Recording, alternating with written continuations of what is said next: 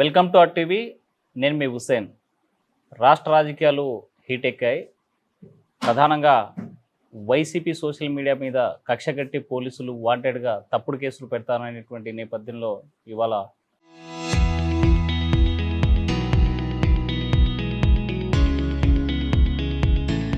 పెద్ద ఎత్తున ఆందోళన కార్యక్రమం చేసింది వైసీపీ. ఈ నేపథ్యంలో మనతో మాట్లాడడానికి కర్నూలు మాజీ ఎమ్మెల్యే హఫీజ్ ఖాన్ ఉన్నారు. సార్ నమస్తే. నమస్తే సార్, రాష్ట్రంలో కూటమి పాలన ఎలా ఉందంటారు? నిజంగా చెప్పాలంటే ఏ ప్రభుత్వం వచ్చినా 1 సంవత్సరం 2 సంవత్సరాలు వాళ్ళకు టైం ఇవ్వాలి. ఎందుకంటే వాళ్ళు ఏం చేస్తారు, ఏం చెయ్యరు, ఎక్కడ తప్పులు చేస్తారు, ఎక్కడ ప్రజల ఆశయాల్ని నెరవేర్చరా అని చెప్పడానికి కొంచెం టైం పడుతుంది. అయితే ఈరోజు 2 సంవత్సరాలు గడిచిన సూపర్ 6 అనే సంక్షేమ పథకాల్లో ఫెయిల్యూర్, అభివృద్ధిలో ఫెయిల్యూర్. ఎంతసేపు గ్రాఫిక్స్ పైన, అమరావతి పైనే ఆంధ్రప్రదేశ్ రాష్ట్ర రాజకీయం నడుస్తుంది. కానీ మన కర్నూలు జిల్లాలో ఉండే జ్యుడిషియల్ క్యాపిటల్ ఈరోజు లేదు. ఈరోజు బెంచు అన్నారు, హైకోర్టు మేము ఇక్కడే తీసుకొని వస్తామని చెప్పాము, లా యూనివర్సిటీ ఇక్కడ తీసుకొని వస్తామని చెప్పినాము. లా యూనివర్సిటీ పోయింది, హైకోర్టు పోయింది, ఇప్పుడు ఏదో బెంచ్ అని చెప్తున్నారు. అంటే ఒకవైపు అభివృద్ధిలో, ఒకవైపు సంక్షేమ పథకాల్లో పూర్తిగా విఫలమవుతున్నారు. రెండోది బాధాకరమైన విషయం ఏమంటే ఈరోజు కేంద్రంలో నడుస్తున్న ప్రభుత్వము తెలుగుదేశం పార్టీ సహాయ సహకారాల పైన నడుస్తుంది. అలాంటప్పుడు వాళ్ళు సింహభాగం డబ్బులు ఆంధ్రప్రదేశ్ రాష్ట్ర ప్రగతి కోసము, అభివృద్ధి కోసము తీసుకొని వచ్చే అవకాశం ఉంది. కానీ వాళ్ళు దాంట్లో పూర్తిగా విఫలం అవుతున్నారు అనేది ప్రజలు చెప్తున్న మాట నేను మీ ద్వారా చెప్తున్నాను. అంటే మనం చూస్తున్నాం, అమరావతి పూర్తి స్థాయిలో డెవలప్ చేస్తాం, కర్నూలు కూడా ఇక్కడ బెంచ్ తీసుకొస్తామని ఆల్రెడీ ప్రకటించింది. రెండవ దశ కూడా మరో 35,000 ఎకరాలు కావాలనేసి ప్రభుత్వం అమరావతి కోరుతున్న నేపథ్యంలో, అదే సందర్భంలోనే మీ నాయకుడు జగన్మోహన్ రెడ్డి మావిగన్ అనేటువంటి నినాదాన్ని తీసుకొచ్చి ఈ ప్రాంతాల డెవలప్మెంట్ కావాలి అని చెప్పి, ఇది రాష్ట్ర అభివృద్ధిని అడ్డుకోవడం కాదా? చూడండి, ఈరోజు కేంద్ర ప్రభుత్వము ఏం చెప్పింది, మేము అన్ని పెద్ద ప్రాజెక్టులని ఆపేస్తున్నాము, మేము డబ్బులు సంక్షోభంలో ఉంది మొత్తం యావత్తు ప్రపంచము, ప్రతిదీ కూడా చాలా పొదుపుగా వాడుకోవాల్సిన అవసరం ఉంది అని చెప్పి సాక్షాత్తు నరేంద్ర మోడీ గారే చెప్తున్నారు. అలాంటప్పుడు ఒక డెఫిసిట్ బడ్జెట్లో ఉన్న రాష్ట్రము ఆంధ్రప్రదేశ్ రాష్ట్రము, దానికి 50,000 ఎకరాలు ఆల్రెడీ భూసేకరణ చేసిన తర్వాత ల్యాండ్ పూలింగ్లో 1,00,000 కోట్లు ఓన్లీ రోడ్లకు, కాలువలకు మాత్రమే అవుతాయి. అంత పెద్ద రాజధాని అవసరం లేదు, మనము అది అఫోర్డ్ చేయలేము. ఒకవేళ 1,00,000 కోట్ల రూపాయలు ఒక ప్లేస్లోనే పెట్టిన తర్వాత కూడా ఉత్త రోడ్డులు, కాలువలే చేయగలుగుతాము. అది అదే విధంగా ఒక 10,000 కోట్ల రూపాయలు వైజాగ్లో పెడితే వైజాగ్ ఒక అంతర్జాతీయ సిటీ లెక్క తయారవుతుంది.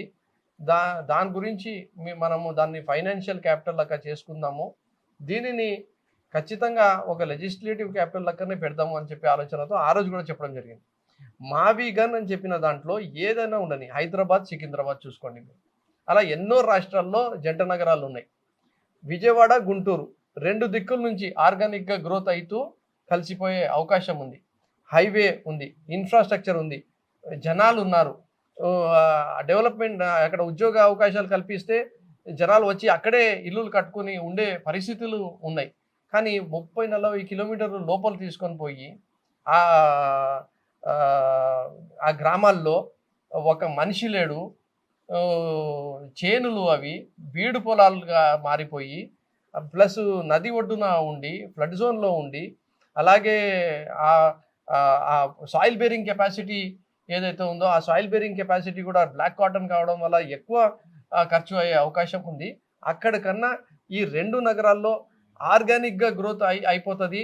అన్ని వేల ఎకరాలు అవసరం లేదు, కొన్ని వందల ఎకరాలతో మనము చేసుకుంటే చాలు, మిగతాది ప్రజలే మెల్లింగా చేసుకుంటూ ఓ మహానగరంగా అది ఏర్పాటయ్యే అవకాశం ఉంది అని చెప్పిన. అంటే ఇలాంటి ఆలోచన ఉన్నప్పుడు 3 ప్రాంతాల్లో 3 రాజధానులు అని చెప్పి 3 ముక్కలాట ఆడింది అనేది కదా ఇప్పుడు కూటమి ప్రభుత్వం చెప్తుంది. ఈరోజు మేము ఓడిపోయినాం, 3 ముక్కలాట చెప్పినాము, ఓడిపోయిన తర్వాత మనము ఓ ప్రజల్ని ఏదైతే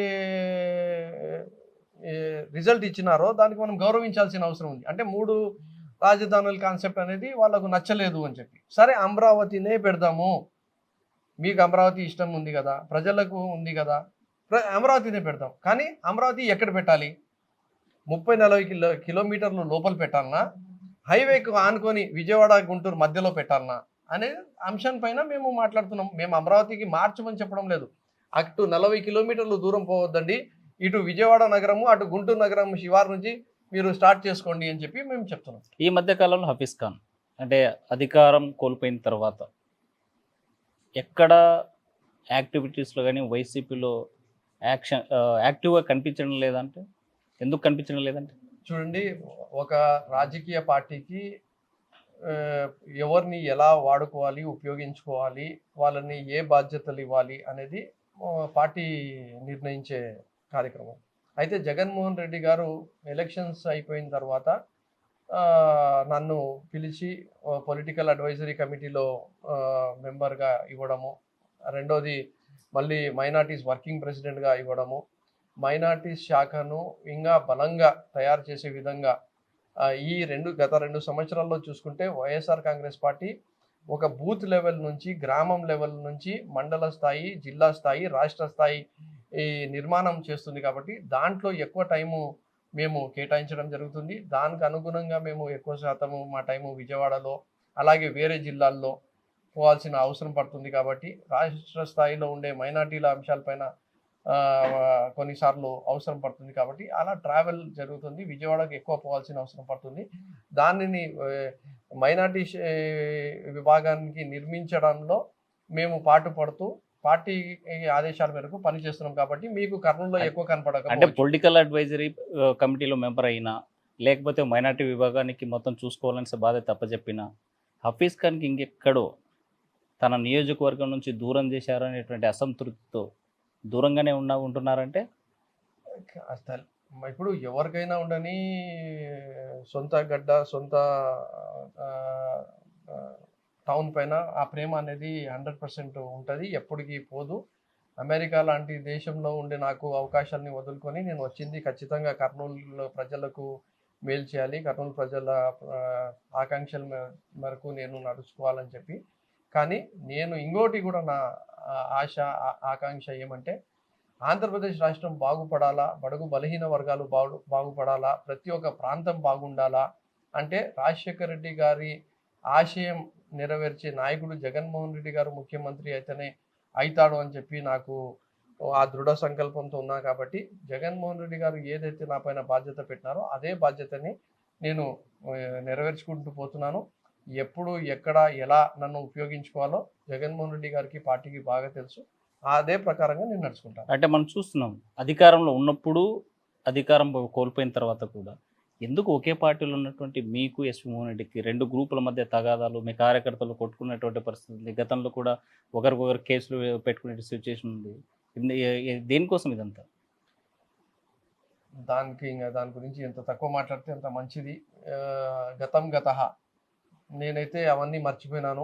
గత సంవత్సరం క్రితమే 3 రాజకీయ పార్టీలు ఏకం అయినప్పుడు జగన్మోహన్ రెడ్డికి ఇబ్బంది పెట్టడానికి, నిర్వీర్యం చేయడానికి ఆయన నాయకత్వానికి హఫీజ్ ఖాన్, ఎస్వి మోహన్ రెడ్డి గారు అనే 2 మనుషులు వాళ్ళ స్వార్థ రాజకీయాల్ని పక్కన పెట్టి జగన్మోహన్ రెడ్డి గారి నాయకత్వాన్ని బలపరిచే విధంగానే మేము ఇద్దరం పని చేయాలా అని చెప్పి గత సంవత్సరం క్రితమే ఆయన జిల్లా అధ్యక్షుడు పొజిషన్ తీసుకున్నప్పుడు స్వాగతించినాము, మీటింగ్ పెట్టినాము.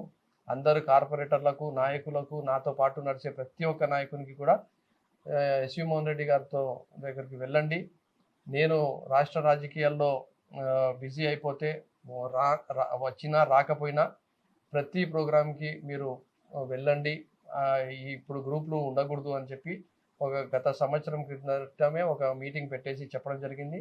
దానివల్లనే ఈరోజు చూస్తే మీరు ఆల్మోస్ట్ నాతో పాటు ఉండే నాయకులు, కార్యకర్తలు పార్టీ హితంలో జగన్మోహన్ రెడ్డి గారిని మళ్ళీ ఒకసారి ఆయనని గెలిపించుకోవడానికి ఈరోజు స్థానికంగా బాధ్యతలు ఎస్వి మోహన్ రెడ్డి గారి పైన ఉన్నాయి. కాబట్టి ఆయన దగ్గరికి ప్రతి ఒక్కరు పోతున్నారు, వస్తున్నారు, పనిచేస్తున్నారు. అంటే మీ ఇద్దరి మధ్య కార్యకర్తలు నలిగిపోతున్నారు.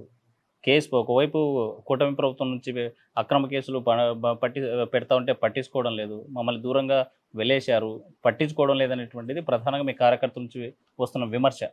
మేము నేను క్యాడర్ బేస్ లీడర్ని, SV Mohan Reddy garu cadre base లీడరే. So ఎక్కడ కూడా క్యాడర్ని వదిలేసి వెళ్ళే ప్రసక్తి ఉండదు. వాళ్ళకు పూర్తిగా అందుబాటులో ఉన్నాము, వాళ్ళకు అన్ని రకాలుగా సపోర్టు చేసుకుంటూ పోతున్నాము, కాపాడుకుంటున్నాము. ఎన్ని రకాల ఇబ్బందులు పడుతున్నా, ఎన్ని రకాల కుట్రలు పడుతున్నా ఈ కూటమి ప్రభుత్వం అయినా నా వంతు సహాయము పార్టీకి నేను అందిస్తున్నాను. ఎస్వి మోహన్ రెడ్డి గారికి ఎంత తోచుతుందో ఆయన అంతే సహాయము అందిస్తున్నాడని చెప్పి నేను అనుకుంటున్నాను. కేవలం అధికారం కోసమే ఇప్పుడు స్థానిక సంస్థల ఎన్నికలకు దగ్గర పడ్డాయి, మున్సిపల్ కార్పొరేషన్ ఎన్నికలు కూడా రాబోతున్నాయి కాబట్టి మళ్ళీ కార్యకర్తలు ఎక్కడో దూరం అవుతారు అనేటువంటి భయంతోనే ఇవాళ అందరూ కలిసినట్లు నటిస్తున్నారంటే అది తప్పు అవుతుంది. ఎందుకంటే కూటమి ప్రభుత్వము వైఎస్ఆర్ కాంగ్రెస్ పార్టీ అనే ఒక ప్రతిపక్ష పార్టీ ఉండకూడదు.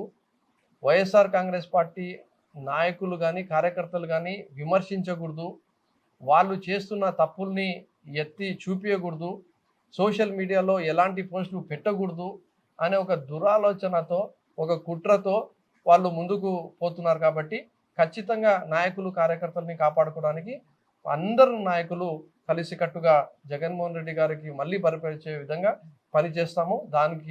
దానికి దీనికి లింకు లేదు. వాళ్ళ దగ్గర నుంచి ఎంత ప్రెషర్ వస్తుంటే మేము అంత ఐకమత్యంతో ముందుకు పోతుంటామని చెప్పి మీకు తెలియజేస్తాం. ఇవాళ బహిరంగంగా ఒక అప్పీల్ చేశారు, ఎస్వి మోహన్ రెడ్డి అన్న మనం కలిసి పని చేద్దాం అని చెప్పి. అప్పీల్ చేసే సిచ్యువేషన్ ఎందుకు వచ్చిందంటారు? అంటే గత సంవత్సరం క్రితం కూడా అదే మాట చెప్పినాను, ఈ రోజు కూడా అదే మాట చెప్తున్నాను. ఈరోజు ఎస్వి మోహన్ రెడ్డి గారు, హఫీజ్ ఖాన్ అనే మనుషులు ఇంపార్టెంట్ కాదు, జగన్మోహన్ రెడ్డి గారు అనే మనిషి ఇంపార్టెంటు, వైఎస్ఆర్ కాంగ్రెస్ పార్టీ అనేది ఇంపార్టెంటు, నాయకులు కార్యకర్తల్ని కాపాడుకోవాల్సిన విషయం ఇంపార్టెంటు, ప్రజల పక్షాన నిలబడి మనం పోరాటాలు చేయాల్సిన ఇది అవసరము. సో ఎక్కడో చోట చిన్న ఒక రూమర్ లెక్క క్రియేట్ అవుతుంది కాబట్టి నేనేదో దూరం ఉంటున్నా, నేనేదో పిలిచినా రావడం లేదు అని చెప్పి ఏదైతే మా నాయకులు కార్యకర్తలు ఎక్కడో చోట నా ముందర బాధపడుతుంటే అలాంటిది ఏమీ లేదు.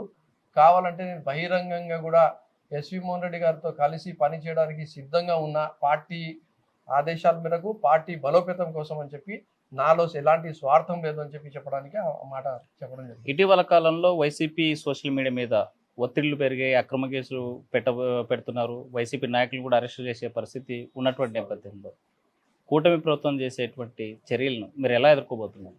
ఫస్ట్ ఆఫ్ ఆల్ మీరు చూస్తే ఈరోజు మా ప్రభుత్వంలో మేము తెలుగుదేశం పార్టీ నాయకులకు కార్యకర్తలకు ఎక్కడ ఇబ్బంది పెట్టింది లేదు. ఈరోజే చూస్తే ఇద్దరు తెలుగుదేశం పార్టీ నాయకులు మా వాళ్ళు ఇప్పుడే చూపించారు, నా పేరు రాసి మరి చెప్పారు, మేము మిమ్మల్ని ఎంతో ట్రోల్ చేసినా, మేము ఎన్నో మీ పైన పోస్టింగ్లు పెట్టినా ఏ ఒక్కసారి కూడా మీరు మా గురించి మాకు ఇబ్బంది పెట్టడం కానీ, మా పైన దౌర్జన్యం చేయడం కానీ, మాకు వార్నింగ్ ఇవ్వడం కానీ, లేదంటే ఈ జూటా కేసులు పెట్టడం కానీ ఏమీ జరగలేదు. మీలాంటి మంచి నాయకుడు ఆ రోజు మాకు సాయం చేసినారు అని చెప్పి ఈరోజు సాక్షాత్తు తెలుగుదేశం పార్టీలో ఉండే ఇద్దరు నాయకులు ఈరోజు పోస్టులు పెట్టినారు. అలాంటి మంచి ప్రభుత్వము, అలాంటి మంచి పని, అలాంటి మంచి గవర్నెన్సు, అలాంటి మంచి అభివృద్ధి ఈ కర్నూలు నగరానికి, రాష్ట్రానికి చేయాలని చెప్పి మేము అడుగులేసాము. అదే విధంగా అదే స్ఫూర్తితో తెలుగుదేశం పార్టీ నాయకులు కార్యకర్తలు పనిచేస్తే బాగుంటుంది అని చెప్పి వాళ్ళకి తెలియదు. కేవలం కెమెరా ముందు ఉంది కాబట్టి ఇదంతా మీరు మాట్లాడుతున్నారంటే, మీరు ఏం మాట్లాడితే కెమెరా ఉంది కాబట్టి మీరు మాట్లాడుతున్నారు అని చెప్పి చెప్తే నేనేం చెప్పలేము. ప్రత్యక్షంగా చూపించాలంటే ఇది చూడండి, ఈరోజు తెలుగుదేశం పార్టీ నాయకుడు సునీల్ పడాలా అనే తెలుగుదేశం పార్టీ కార్యకర్త తప్పుడు ప్రచారాలు చేశాడు, తప్పుడు రాతలు రాశాడు. కానీ ఏ రోజు కూడా అతని పైన నేను ఇలాంటి కేసులు పెట్టలేదు. మట్కా కేసులు కానీ, సారాయి కేసులు కానీ, గాంజా కేసులు కానీ తెలుగుదేశం పార్టీ నాయకులు కార్యకర్తల పైన మనం పెట్టించింది లేదు.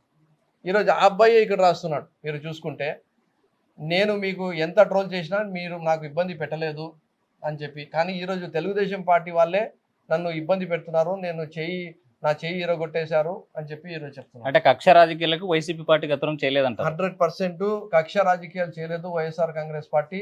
వైఎస్ఆర్ కాంగ్రెస్ పార్టీ చేసింది సంక్షేమ పథకాలు అందించడము, అభివృద్ధి చేయడము, ప్రజల దగ్గరికి పరిపాలన తీసుకుపోవడము, వాళ్ళకు గడప గడప దగ్గరికి ఒక ఎమ్మెల్యేకి అందరు అధికారులకు తీసుకుపోవడము, మంచి పరిపాలన, ప్రజలు కోరుకునే పరిపాలన మేము ఇచ్చినాము.